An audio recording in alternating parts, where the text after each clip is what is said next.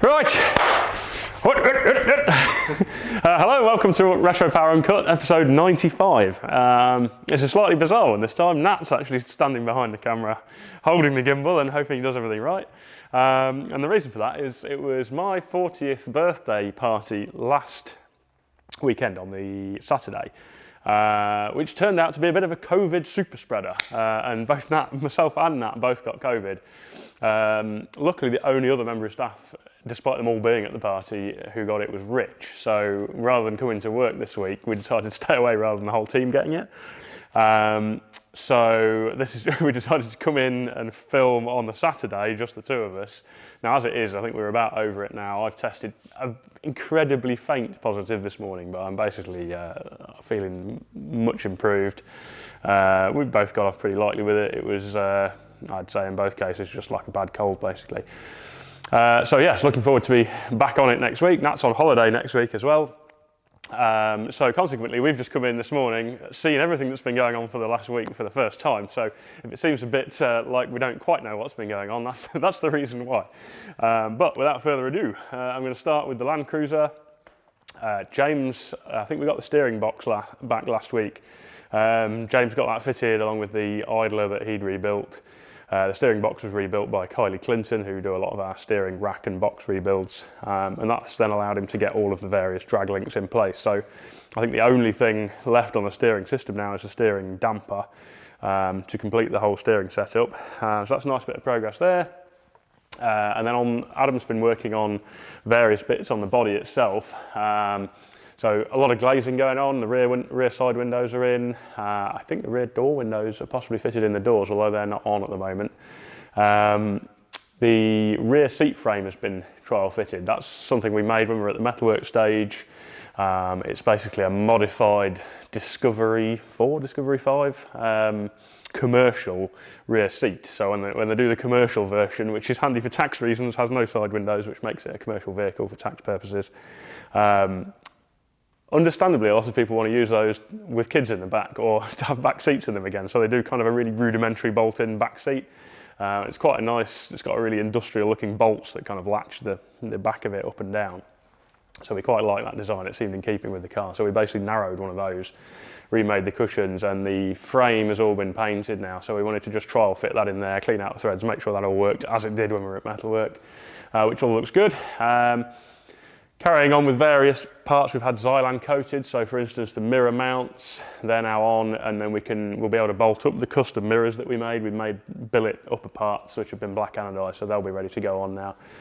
So nice bit of progress there. Behind the dash, I think last week he was just starting the mounts for the Motec boxes that are going to go up under there. So he's finished that now. There's basically a mounting plate for three things. It's the Motec PDM, the Motec engine ECU, and then there's also a control box for the dash, the Dakota Digital Dash, which incidentally also turned up this week, which was quite nice to have actually. The revised delivery date from Summit on that was August, so we were quite chuffed that that arrived early. So yeah, that has like a control box where all the engine sensors and various other sensors on the car go to that controller, and then it just has like a CAN bus connection to the main instrument panel. Which keeps the wiring quite neat. So that panel also mounts that. Gonna have a trot over and see what else. There was a few other bits and bobs he'd been on with, and I forget what now. Oh, these closing cappings that sit at the top of the door shut area. There's like a double part to the frame. One bit sort of, if you like, is the structural bit that bolts in, and then there's like a closing piece over here, which cosmetically makes it look nicer, and also the seal sits against that. So they've been fitted. And he's been doing the aircon pipes from the bulkhead. So this is a vintage air bulkhead adapter for the aircon refrigerant and heater water pipes. So we've now made up the aircon pipes from the reverse side of that around to the vintage air heater unit, which is sitting under here. So that's done. So yeah, it's generally moving in a nice direction. We got these on as well, these little sprung air vent flaps in the footwells, new gaskets on those. We're going to be getting the windscreen in soon. We've got a heated screen made for this by Pilkington. We just want to do a trial fit, work out where the wires are, make the provision probably in these demist vent panels that sit here for those wires to sit through, and then we'll be able to get the windscreen in. So yeah, really looking forward to seeing that one take shape. We're basically just waiting for the torque converter to allow us to get the engine and transmission mated up, and then we can get that in here and get the body on, and super exciting at that point.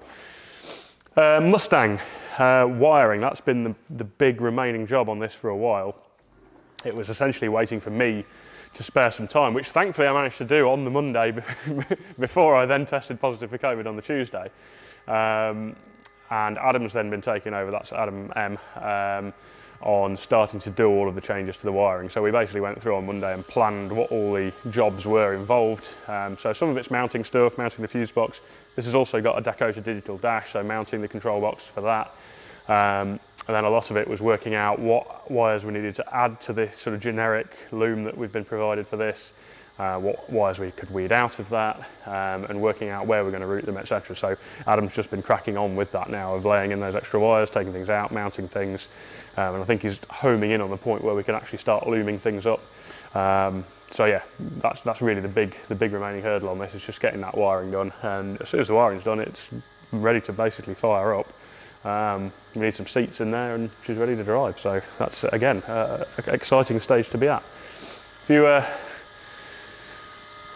sneak around the back of the stairs there, another rather exciting sight is the Camaro, which I'm going to go back to saying Camaro. I always used to say Camaro, everybody bullied me into saying Camaro, and then I got criticised for saying Camaro. I'm going to say Camaro because that's how it's spelt. Paintwork, the guys have done an insane job on all of the wet sanding and polishing. I think all the panels are now painted. They're just doing the engine bay panels, which are matte lacquered. I think 2 of them had defects in, and that's one of the perils of doing a matte lacquered finish. You almost think it's probably more forgiving in terms of surface defects, but it's actually almost the opposite, in that you can't nib out any defects, because then you make the matte finish go glossy when you sort of polish them out. So it's got to be bang on out the gun. So there were 2 parts that I think had a couple of little bits in them, so they're just re-prepping those to do them again. And in the meantime, John and Mark, I think, have been working on getting everything ready mechanically in this. So actually the front subframe's in. That's Speed Tech Engineering, I think, is the company in the States, who do all of the front subframe for this. All of the rear axle location kit is their equipment. The actual casing is. I think it's running a strange 9-inch diff, Dutchman shafts, and then we've got Willwood brakes all around on it. So we're just in the process of getting it through to being rolling, essentially. Likewise, the engine, just getting this assembled together now. The exhaust headers, I'm going to see if it's written on them, because I'm doubting myself over whether it's Speed Tech. I think it is Speed Tech. Those are part of their kit that work with their front subframe. We've got the Tremec T56 manual box, so just getting ready to fit that up. So the next step really is to get this lot in, get everything on it so it's rolling, and then we can start bolting up the front end panel. So we've totally redesigned the way all that lot mounts, because originally on the Camaro, it's a very strange arrangement where you've got a rubber mounted subframe, and the wings actually mount to the rubber mounted subframe, even though they're obviously attached and should line up with the doors, but they're free to move around a bit on the subframe, which is odd for a start. And then the bonnet's actually originally mounted to the wings, which is totally ridiculous, because it means if you try and adjust a wing, you have to then readjust the bonnet. It's just a complete pain in the ass. So we redesigned all of that in the metalwork stage, made our own upper front subframe, so everything mounts off that, so the bonnet's independently mounted to that subframe, the wings mount to that subframe, all the front end panel work. So as soon as we've got the engine in, that subframe can go in, and all of that front end panel work can go on. And that is a point we're extremely excited to get to with this car, because I cannot wait to see it with those wheels, the Rotiform wheels on it again. It's going to look stunning. Morris made a little bit more progress. I think actually I was involved with fitting the windscreen on this on the Monday. We've been doing some of the wiring routing, getting the wires terminated in the doors for the window lifters, for the central locking motors. I've made a start also on the Monday on the steering column switch controls. We're running a PDM, it's ECU Master 1 in this case, which controls all the electronics. And one of the things that needed a bit of a change is we're using MX5 switch gear on it, and the intermittent control is actually integrated into a little circuit board on the switch gear. So I started but never finished. It's probably on the desk where I left it on Monday, to disassemble that and basically pull the board apart and change it so the switch is literally just switching to the various outputs to the PDM, rather than having the integrated intermittent on it, because our PDM will control that. So that was one of the things we were working on. We've made up some sub looms for the instrument panel to connect that into the main loom. For something else, what was the other thing we were doing? The central locking controller. That's another thing where we basically are unable to get the connectors that go directly into those things. So we use a quick make connector on the loom and then make a little intermediate section with the wiring that's provided with the instruments or the central locking controller. So that's good. We've got some of the billet parts arriving for this. I think the mirror corners will be next week, but we got through the bonnet latch plates. We're basically using the sort of latching pins and springs from the Mark 1 Golf. But we've done some really nice little billet base plates for them because we've deleted the safety latch from that. So originally it was just a kind of crudely modified version of our original Golf one, but we thought we'd do some nice billet ones. So they're here. George has finalised the design for the infills now completely at each side of the dash. They go into some little pegs in rubber grommets at the bottom and then magnet in. They're being machined shortly as well. So hopefully over the course of the next week, loads of cool bits arriving for this, which will then allow us to totally finish off the interior and get it. It's going to take shape remarkably fast, I think, that car. And actually, I'm not going to forget, we'll walk back round here actually. Some of you might have noticed lurking in the shadows for a while now has been Kaiser 2, which is probably one of the favourite builds we've done of mine. And one of the changes we decided with the owner a little while back was that he wanted to redo the dash. Now, when we originally built the car, everything was completely gutted. You know, the whole shell's been refabricated underneath. You know, it was almost no stone unturned. But one of the things we decided to do was leave the dash original, and it has this amazing kind of sculpted wood instrument pod, and it's quite beautiful woodwork in there. But with hindsight, when the guy actually saw it, when you have everything else perfect around it, suddenly the original wood doesn't look quite as good. It looked incredible as it was when the car came. But you know, with the relative effect of everything else looking so perfect, it no longer looked so good. And also, with the ability to start again from scratch, the layout of the dash is a bit odd. Some of the original switchgear didn't look great. Andy decided he wanted a decent sized nav media screen in there. So we're basically going back and starting again with the dash. We've stripped all that out. We're moving the climate controls, which were on the dash, the Vintage Air climate control panel, down to the centre console, which is what Jim has been working on. That's sitting over there at the minute. And then we're going to make up all new dash fascia panels in aluminium, which will then be hydro-dipped with a wood grain like we did on Utah. And we'll have a media screen in the middle. And one of the reasons for the delay on starting it is that I wanted to use the Alpine Freestyle media unit, which we've used on quite a lot of builds. Really cool unit, allows you to mount the screen remotely from the actual control box. And the little keypads as well, which you can mount remotely. So on Utah, it's got the screen up here, the 9-inch screen, and then the control buttons down here. On this one, I wanted the 7-inch screen because it's the right size for the dash. But I could not find anywhere in the UK that had it in stock. All the usual people, and we've often used Car Audio Security. They said, yeah, we will be getting some more in, but couldn't tell me when. So I sort of waited and eventually thought, look, I'm going to have to come up with another solution. So I found a place in Germany that had them in stock. So last week I managed to get that over here finally. Which is kind of the cornerstone. We need to get that screen mounted in there first, and then we can carry on and make all of the rest of the dash fascia for that.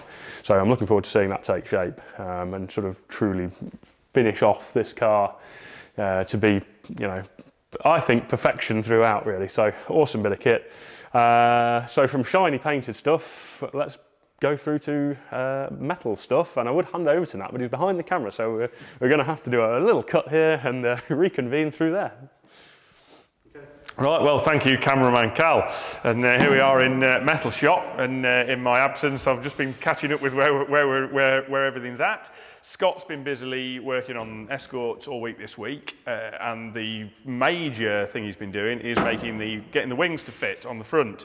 These integral, you may remember rewinding a little bit, that we were originally fitting the non-arch front wings with a view to crafting the requisite arches that we wanted into those wings. We had major problems getting those to fit. They really weren't going to fit without basically refabricating the rear portion of the wing completely. So we decided to try buying some of the bubble arch wings from Magnum, which via Evans Rally Spares, and we've found that these are a lot better. These are actually very close to the final shape that we want for the front wing, so we could risk that with the fronts. We didn't want to do that with the rears because the rear bubble arches are a long way away from the final shape that we need. But these are actually quite close. Tried these on, and on an initial try on, they look much, much closer to being right. And then through the period of this week, Scott's managed to get them extremely close. Other than a little bit of adjustment on the towards the bottom of the gap to the door on the offside, they're pretty much there now. He's got them very, very close. So the next stage on this is going to be refabricating the ends of the scuttle, because the scuttle ends are completely the wrong shape. So we need to either refabricate those or replace them. I think currently we're thinking about refabricating them ourselves or making some adjustments ourselves. But yeah, he's done a brilliant job on both wings. The same procedure really. He's removed there's two reinforcers inside these wings. A major one that goes down the whole back edge, the vertical back edge, which gives the mount onto the A-pillar and also sets the shape effectively of the back part of the wing, and then a small reinforcer that goes around the top corner where it meets the scuttle. In both cases, on both wings, he's removed both of the reinforcers, reshaped the reinforcers, reshaped the wing, and then grafted the reinforcers back in. Now they're not actually, they were spot welded. There's a few spot welds along the top. The one down the back's only got a couple of spot welds on originally, so it's not too bad to get it out. With a reasonably significant reshape of the folds on the rear one, quite a large reshape of the folds on the top one, and then some reprofiling of the wing. He's got the wing to door fit really good now. This side's pretty much perfect. That side, as I say, is going to want a little bit of a stretch on the front edge of the door skin. It's actually the door that's wrong, not the wing, from what I can see. So I think we're going to need to just extend the bottom of the door skin forward very slightly. We'll probably just have to weld that forward a little bit. But it's extremely close to being right now, so that's really good, because that's a significant step forward. So that's good stuff. And then moving on from that, he's gone on to carrying on with the arch tubs. He'd made a start on those last week. You'll probably recall we had a template from Escorts we've done before, but that was just on cardboard. We decided we better bring that forward.